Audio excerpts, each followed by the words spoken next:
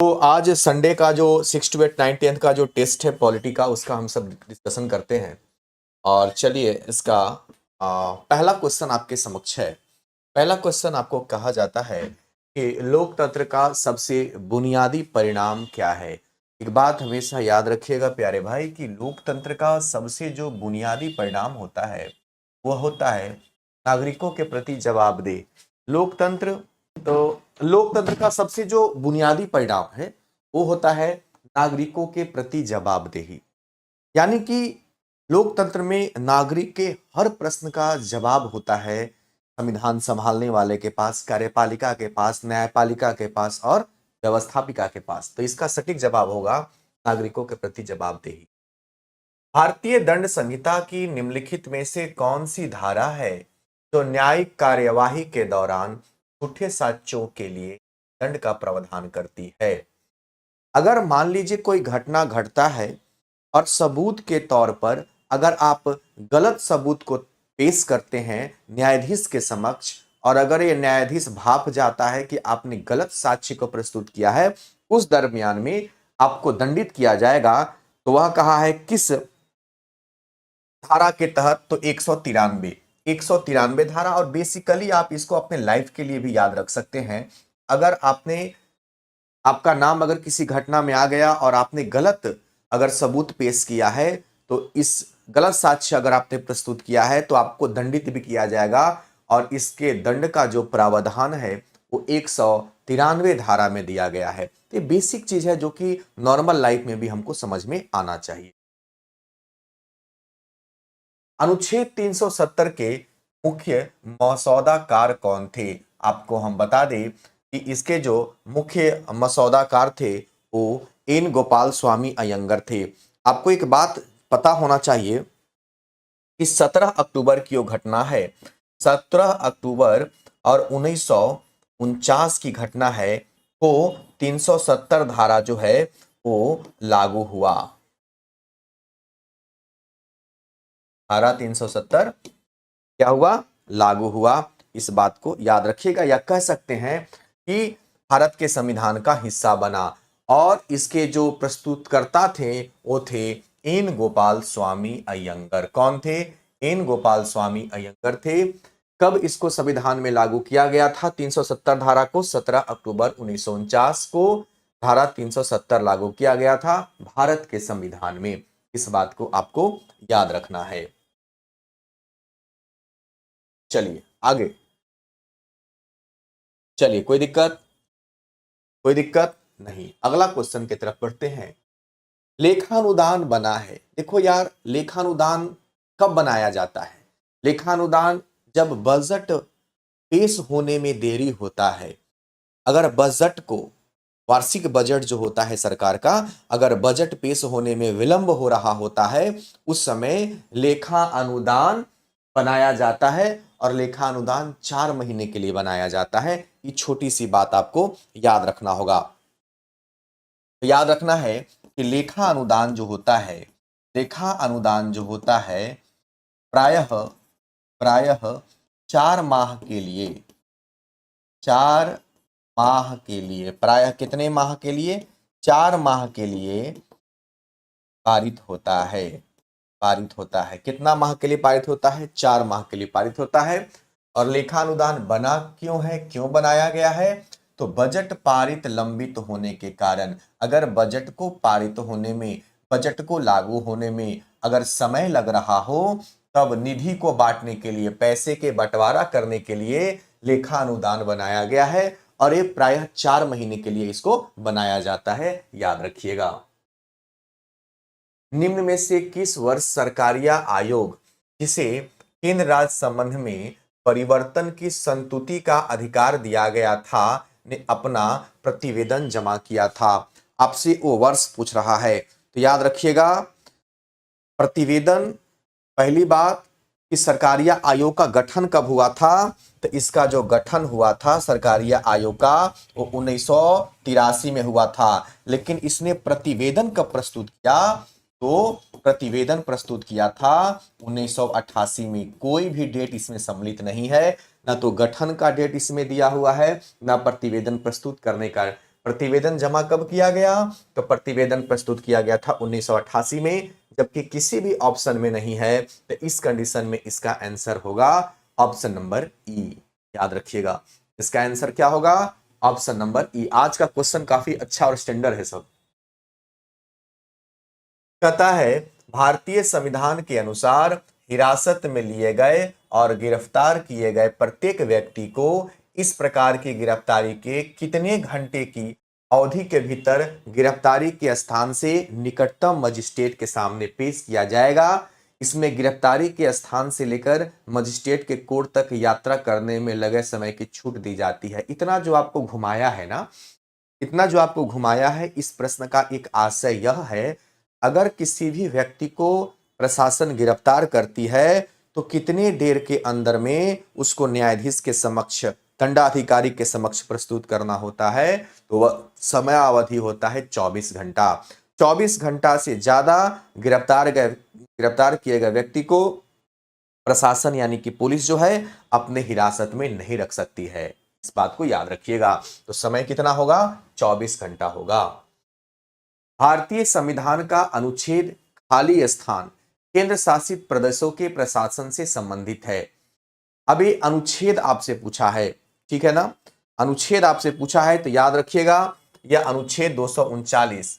एकदम डायरेक्ट इस क्वेश्चन को आज याद ही कर जाइएगा कि भारतीय संविधान का अनुच्छेद 239 है, वो केंद्र शासित प्रदेश के प्रशासन से संबंधित है। आपको पता है कि भारत में 28 राज्य हैं और 8 केंद्र शासित प्रदेश हैं।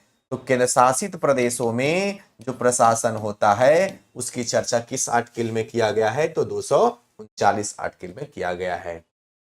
राज्य में अध्यादेश किसके द्वारा लागू किया जा सकता है? देखिए, अध्यादेश लागू करने की जो बात होती है ना प्यारे, कि अध्यादेश लागू करने की जो बात होती है ना, अध्यादेश 2 लोग जारी करते हैं। एक तो राष्ट्रपति जारी करता है केंद्र में, और एक होते हैं राज्यपाल जो राज्य में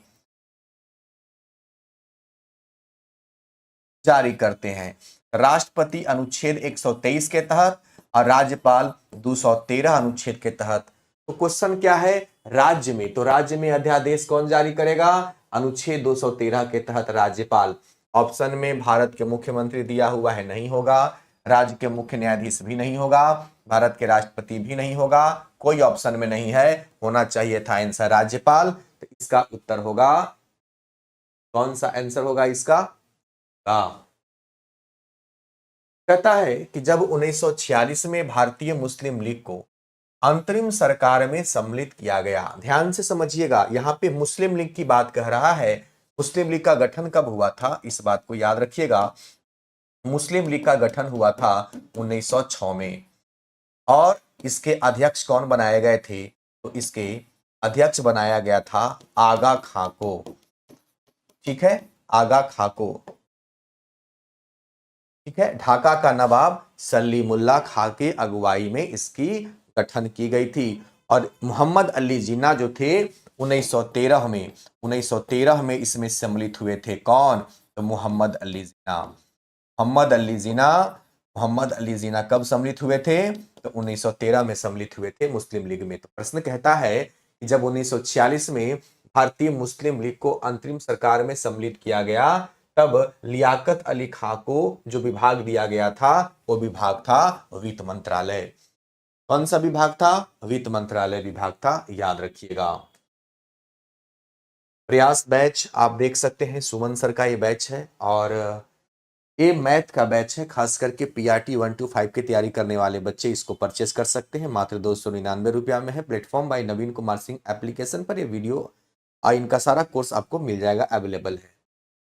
भारत के निम्नलिखित में से कौन सी वित्तीय संस्था निवेशकों के हितों की रक्षा करती है? जैसे मान लीजिए कि अगर आप पैसा इन्वेस्ट करते हैं बैंक में या कहीं भी, तो ऐसी कौन सी संस्था है जो आपके पैसे की सिक्योरिटी रखती है, आपके पैसे को संजो के रखती है? प्रश्न यही कहता है कि भारत के निम्नलिखित में से कौन सी वित्तीय संस्था है जो निवेशकों के हितों की रक्षा करती है और शेयर बाजार के माध्यम के मध्यस्थों के कामकाज को सुगम बनाती है? तो वह है सेबी। कौन सा है, याद रखिएगा, वह है सेबी। ठीक है ना, वह कौन सा है, सेबी। अच्छा, कभी कभी सेबी का आपसे गठन भी पूछ देगा, तो क्या जवाब दीजिएगा, इसका जो गठन हुआ था अप्रैल में हुआ था, 12 अप्रैल 1988 को। इसका गठन कब हुआ था, तो 12, ये कम से कम जरूर याद रखिएगा, 12 अप्रैल 1988 को इसका गठन हुआ था। ठीक है। भारत सरकार अधिनियम 1919 ने ब्रिटिश शासन के अंतर्गत भारत में पहली बार द्विसदनीय शासन की परिकल्पना की थी। इसमें राज्य परिषद का कार्यकाल कितना निर्धारित किया गया था, तो राज्य परिषद का जो कार्यकाल था वो 5 वर्ष निर्धारित किया गया था। आपको हमने कल एक पॉइंट पढ़ाया था कि 1919 में, एक 1919 में और 1935 में, कल हमने एक पॉइंट पढ़ाया था कि इसमें प्रांतों में द्वैध शासन की स्थापना की गई थी और 1935 में केंद्र में द्वैध शासन, केंद्र में द्वैध शासन की स्थापना की गई थी। इसको भी आप याद रखिएगा।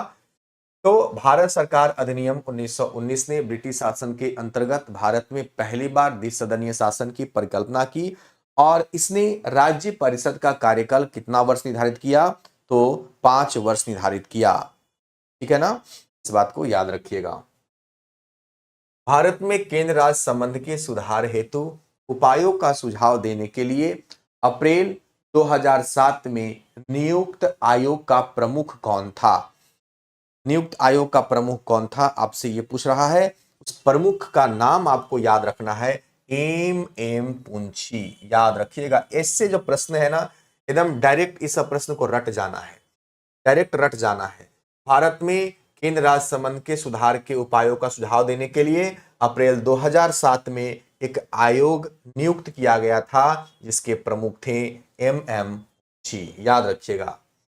भारत में जिला स्तर पर उपभोक्ता विवाद निवारण के संदर्भ में निम्नलिखित में से कौन सा कथन सही नहीं है, मतलब कौन सा कथन आपसे पूछता है कि गलत है, कौन सा कथन पूछ रहा है कि गलत है, तो गलत कौन सा कथन होगा, पढ़ते हैं।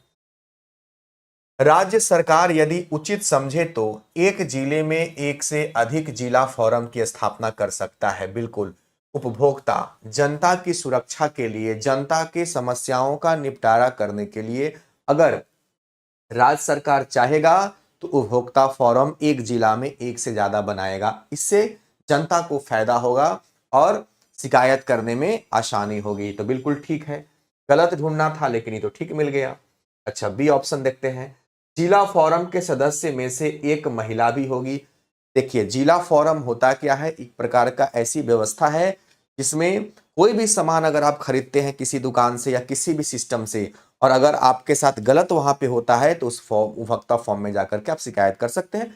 महिला को भी रखा जाता है ताकि अगर महिला शिकायत करने के लिए जाए या महिला के साथ समस्या हो तो वहां पे वो महिला कंफर्टेबल महसूस करे महिला को देख करके। ये भी हमारा ठीक है।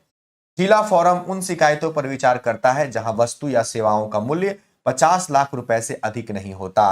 ये भी हमारा ठीक है। तो ए बी सी तीनों का तीनों सही है, जबकि प्रश्न में कहा जा रहा था कौन सा गलत है।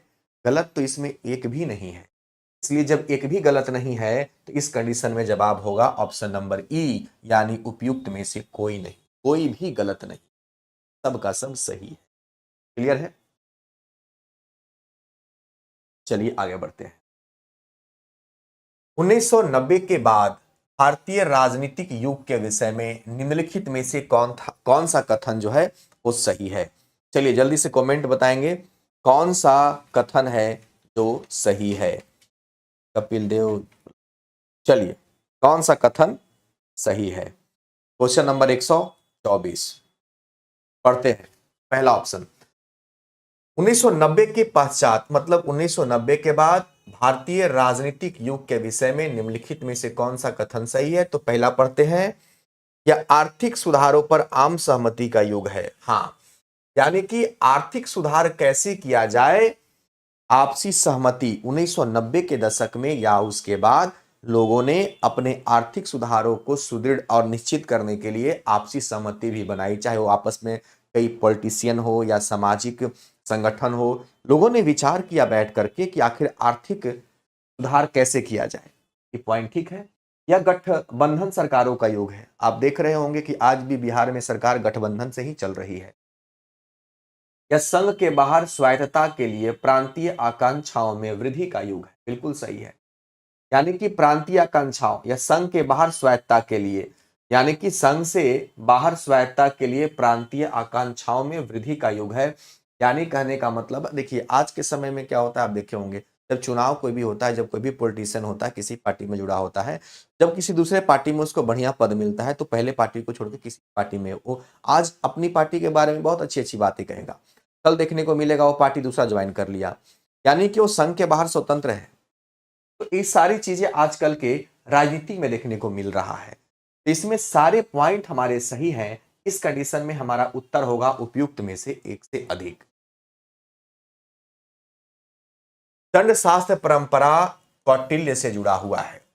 अच्छा, कौटिल्य के बारे में एक बात आपको और पता होना चाहिए कि इनका एक नाम चाणक्य भी है ना, चाणक्य है। अच्छा, इनका जो वास्तविक नाम है, एक मिनट, इनको चाणक्य भी कहते हैं। और अगर देखा जाए तो इनका जो वास्तविक नाम है,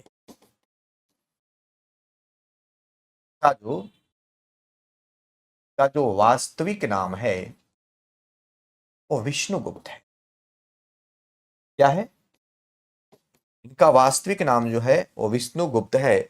और इन्होंने एक पुस्तक लिखा है जिसका नाम है अर्थशास्त्र। अर्थशास्त्र नामक इन्होंने क्या पुस्तक लिखा है। वही चाणक्य हैं जिनका अनादर धनानंद ने किया था। आप लोग कहानी जानते होंगे।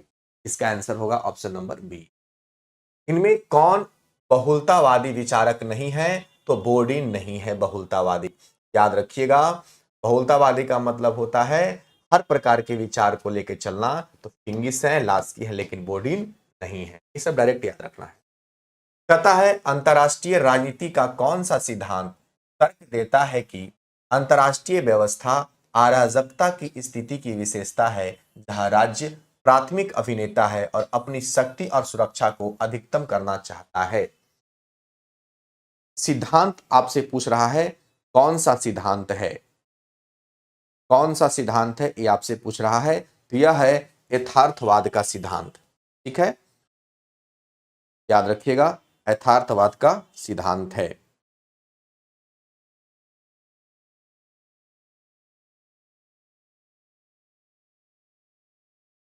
अंतर्राष्ट्रीय राजनीति का कौन सा सिद्धांत तर्क देता है कि अंतर्राष्ट्रीय व्यवस्था अराजकता की स्थिति की विशेषता है, जहां राज्य प्राथमिक अभिनेता है और अपनी शक्ति और सुरक्षा को अधिकतम करना चाहता है? यथार्थवाद कहलाता है। देखिए 3-4 क्वेश्चन जो आज देखने को मिला ना, हालांकि क्वेश्चन ऐसे सेट नहीं होना चाहिए, हम कल बात करेंगे इन लोग।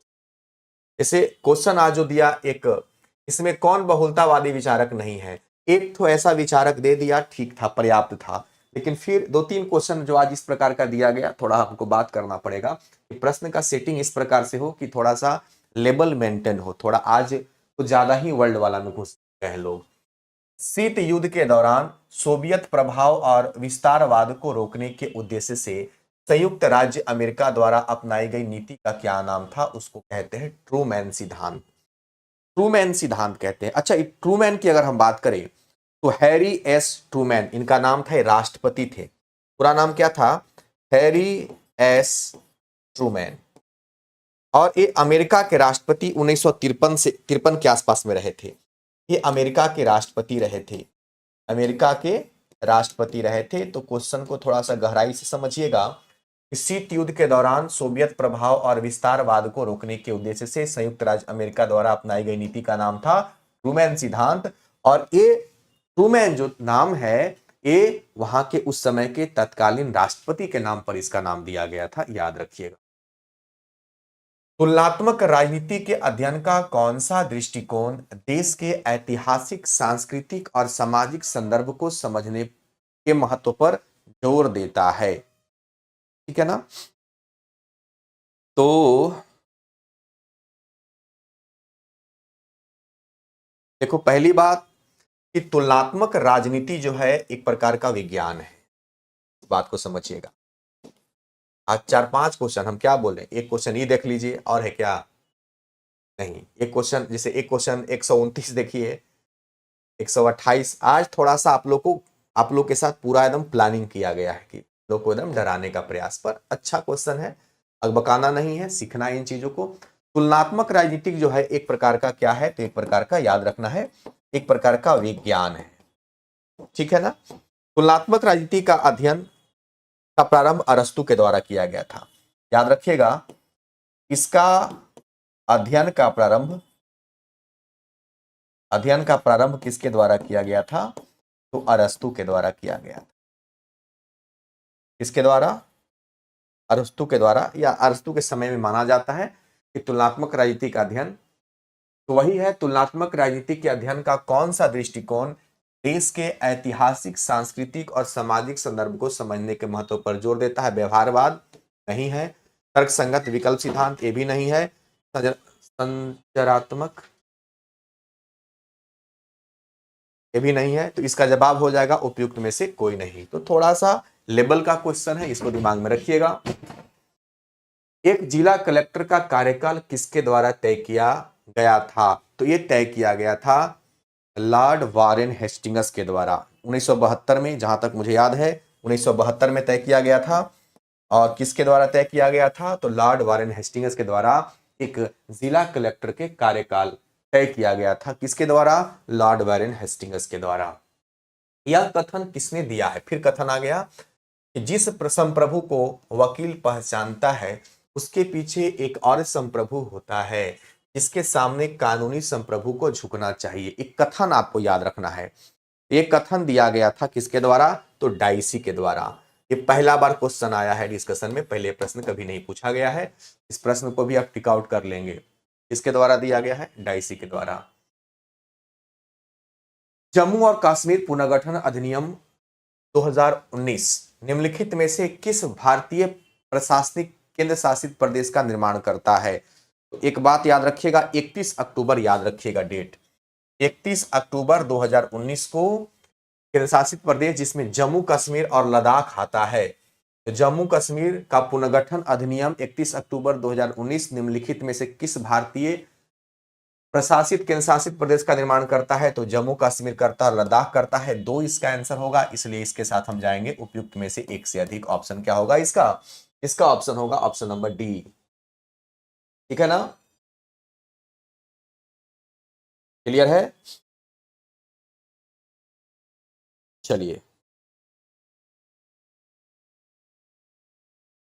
क्वेश्चन नंबर एक जवाब आया है बच्चे का, सोनी क्या नाम है इसका, सर 1972 में नहीं था, ब्रजेश कहते हैं। वारेन हेस्टिंगस, वारेन हेस्टिंगस 1972 में नहीं था।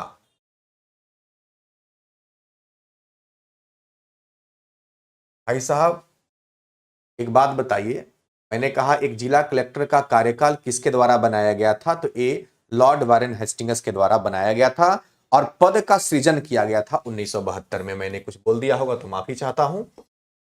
पद का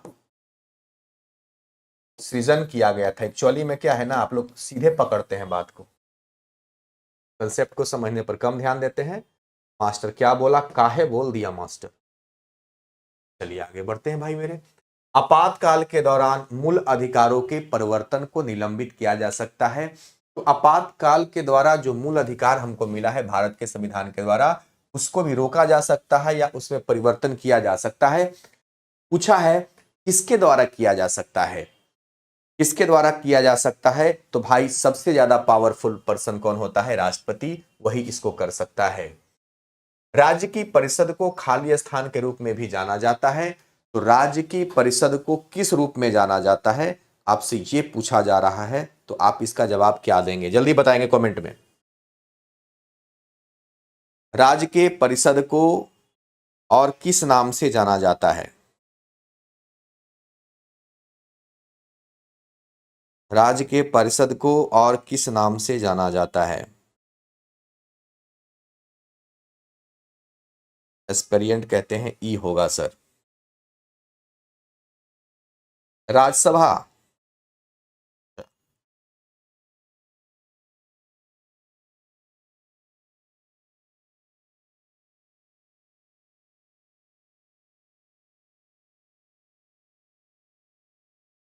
चलिए 134 का सबका अलग अलग जवाब आ रहा है, सबका जवाब अलग अलग आ रहा है।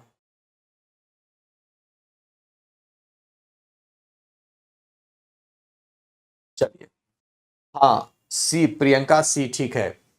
तो जिनका भी जवाब राज्यसभा है, तो राज्य की परिषद को राज्यसभा के रूप में भी जाना जाता है। राज्यसभा का गठन, अच्छा बताइए, राज्यसभा में वर्तमान में कितनी सीटों पर चुनाव होता है? तो राज्यसभा में वर्तमान में 200, मूल संविधान में 250 है, लेकिन वर्तमान में 245 सीटों पर चुनाव होता है। बिहार में राज्यसभा सीटों की संख्या कमेंट करेंगे, राज्यसभा सीटों की संख्या बिहार में कितना है, जल्दी से कमेंट करेंगे। और बताएंगे कि इसका गठन कब हुआ था, राज्यसभा का गठन बताएंगे कि कब हुआ था, और बिहार में राज्यसभा की सीटों की संख्या पर चर्चा करेंगे कितना है। बिल्कुल, राज्यसभा सीटों की संख्या 16 है, बहुत बढ़िया। और बताएंगे इसका गठन कब हुआ था। राष्ट्रपति के उम्मीदवार के लिए क्या आवश्यक है? तो 35 वर्ष का उम्र होना चाहिए, ठीक है। देश का नागरिक होना चाहिए, सांसद चुने जाने की योग्यता रखता हो। हाँ, ये किसके साथ आप जाना चाहेंगे बताएंगे? क्वेश्चन नंबर 135, 135 में कुछ लोग कह रहे हैं 16, 135 का डी। सब तो ठीक ही है ना इसमें भाई, उसकी आयु 35 वर्ष होना चाहिए, देश का नागरिक होना चाहिए, और सांसद चुने जाने की योग्यता भी होना चाहिए। तो 100% क्या होगा? सी। अब आप कमेंट में बताएंगे कि भारत के छठे राष्ट्रपति का नाम क्या है। जल्दी से कमेंट में बताएंगे कि भारत के छठे राष्ट्रपति का नाम क्या है। संविधान का कौन सा भाग संविधान संशोधन से संबंधित है? तो 15 जो है यह निर्वाचन से संबंधित है। 8 जो है, भाग 8 ए संघ राज्य क्षेत्र से संबंधित है, 22 भाग है। और भाग 20 जो है ये संविधान संशोधन से संबंधित है, और इसकी चर्चा अनुच्छेद 368 में किया गया है। किस अनुच्छेद में किया गया है? तो 368 अनुच्छेद किया गया है। इसका आंसर हो जाएगा ऑप्शन नंबर बी। पंचायती विषय निम्नलिखित में से किस सूची में सम्मिलित होते हैं? तो पंचायती विषय जो होते हैं, पंचायती राज्य जो होते हैं, वो राज्य सूची में सम्मिलित होते हैं। किसमें सम्मिलित होते हैं? 137 का याद रखिएगा, राज्य सूची में। अच्छा, पंचायती राज्य विषय कितने थे? तो 29। पंचायती राज्य व्यवस्था में कितने विषय रखे गए हैं? तो 29 विषय रखे गए हैं। और पंचायती राज्य दिवस कब मनाते हैं? तो पंचायती राज्य दिवस मनाते हैं हम 24 अप्रैल को। कब मनाते हैं? तो पंचायती राज दिवस मनाते हैं हम 39 नहीं प्यारे, आरकेबी ब्लॉक 39 नहीं 29 विषय हैं, 39 नहीं प्यारे 29 विषय। क्लियर है ना? चलिए, निम्नलिखित में से किस अधिनियम ने भारत के साथ व्यापार के मामले में ईस्ट इंडिया कंपनी के एकाधिकार को समाप्त किया? जल्दी से बताएंगे। एकाधिकार को समाप्त किया मतलब पूर्ण रूप से जो व्यापार करता था उसको समाप्त किया, कुछ तो व्यापार रहा, बताएंगे। तो वह था 1773 का रेगुलेटिंग एक्ट, सबसे पहला लिखित संविधान माना जाता है ईस्ट इंडिया कंपनी के लिए। इसी समय सर्वोच्च न्यायालय की स्थापना किया जाता है और एलिजा एम्पे को मुख्य न्यायाधीश बनाया जाता है। और 1813 में चार्टर एक्ट आता है।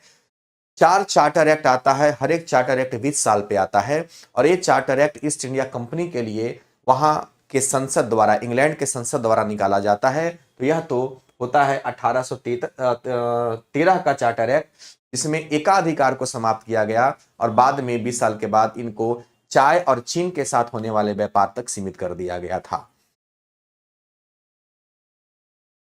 खाली स्थान 1949 में भारत का हिस्सा बना था, तो यह था मणिपुर। याद रखिएगा, मणिपुर जो था, अगर गठन की बात करेंगे तो 1969 में, सॉरी 1972 में मेघालय का गठन हुआ था और 1975 में सिक्किम का गठन हुआ था।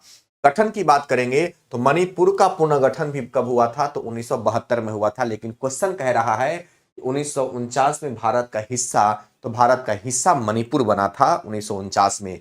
बाद में इसका पुनर्गठन किया गया 1972 में, याद रखिए। इसका आंसर क्या होगा? बी का।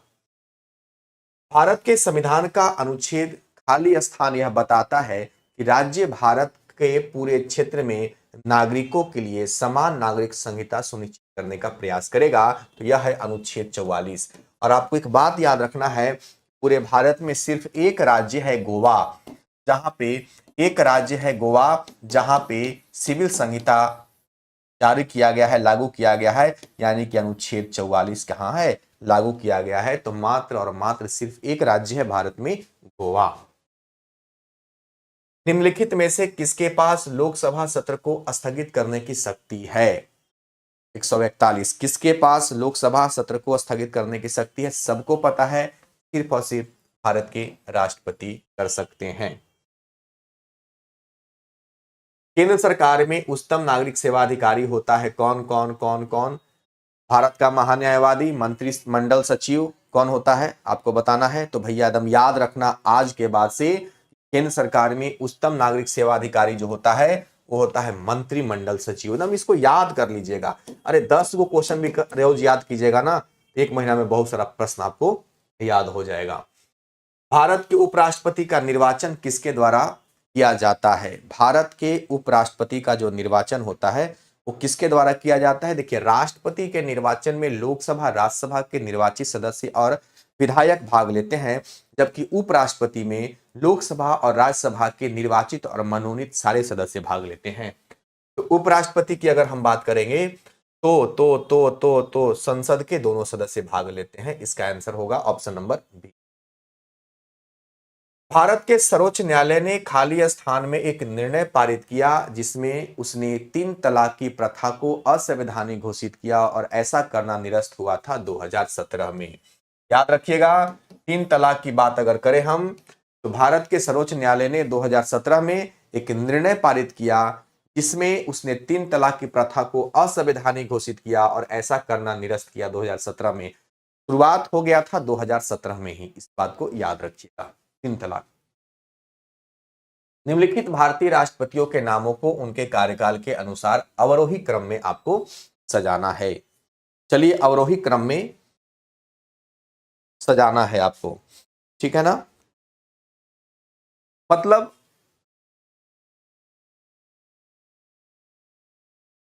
आपको सजाना है घटते क्रम में।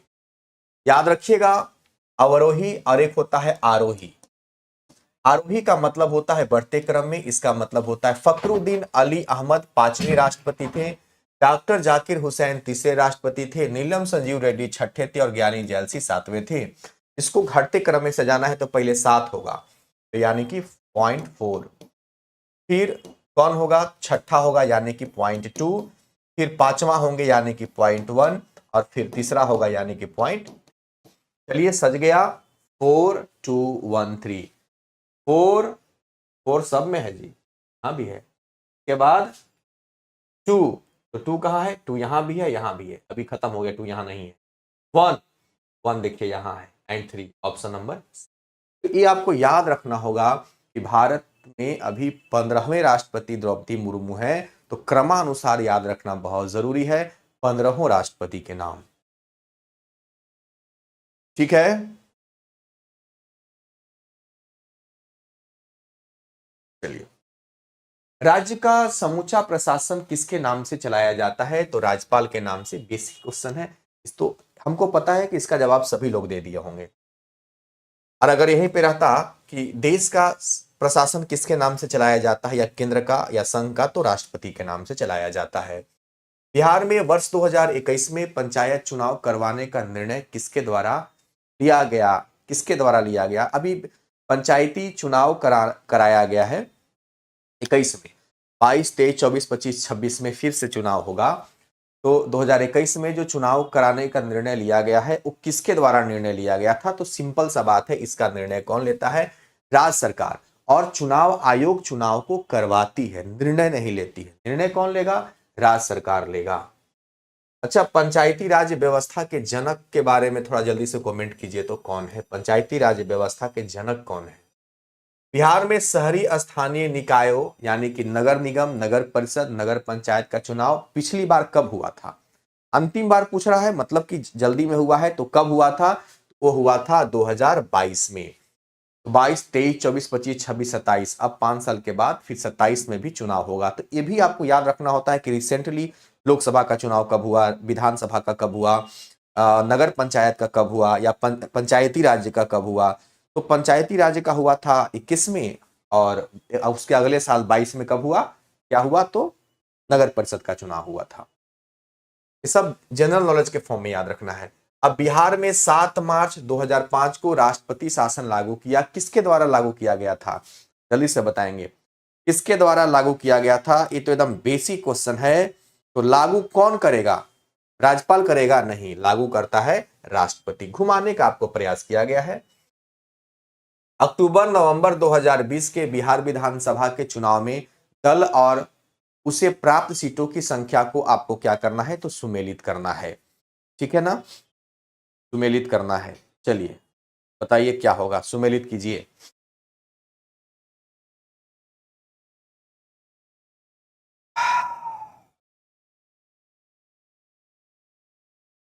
दो 2020 का जो विधानसभा का चुनाव हुआ था, उसमें आपको आज का आखिरी क्वेश्चन है, इसको सुमेलित करिए। सुमेलित करके आपको बताना है। क्वेश्चन नंबर 150, क्वेश्चन नंबर 150 को सुमेलित करके आपको बताना है।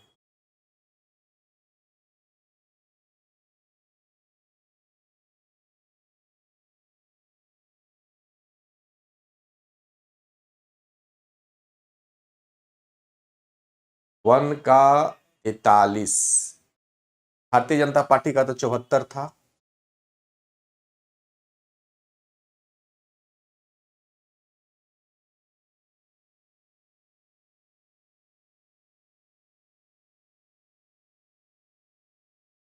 वन का 43, क्वेश्चन को सेट कैसे किया है जी, हमको समझ में नहीं आ रहा है। 1 2 3, वन का 43, ये के साथ रिलेट करेंगे, इसका आप लोग को जवाब देना है क्वेश्चन को समझ करके, और हम कमेंट बॉक्स में इसके आंसर को लिंक करवा देंगे। हमको लगता है थोड़ा सा क्वेश्चन अधूरा जैसा आपको लग रहा है, ये क्वेश्चन आपको अधूरा जैसा लग रहा है ना प्यारे। प्रियंका कुमारी कहती है कि सॉरी सर, इसमें कंफ्यूजन हो रहा है। हाँ, तो ऐसा लग रहा है, तो हम इसके कमेंट में इसके क्वेश्चन को सुधार देते हैं, और क्वेश्चन को सुधार करके और इसके आंसर को हम कमेंट में 10-15 मिनट के बाद लिंक करवा देते हैं। क्वेश्चन देखते हैं। हाँ, डी कुछ लोग कह रहे हैं उपयुक्त में से एक से अधिक, तो देखते हैं इसको, थोड़ा सा कहीं हमको कंफ्यूजन, टाइपिंग मिस्टेक लग रहा है। तो जय हिंद सबको, फिर मिलते हैं कल, है ना। तो गलत जवाब बताने से बेहतर है कि इसको देख लेते हैं कि कहीं पे कुछ मिस्टेक तो नहीं है, टाइपिंग मिस्टेक तो नहीं है, कुछ एरर ऐसा लग रहा है, इसको सुधार लेंगे और हम आपको इसको आंसर में पिन करवा देंगे। जय हिंद सबको।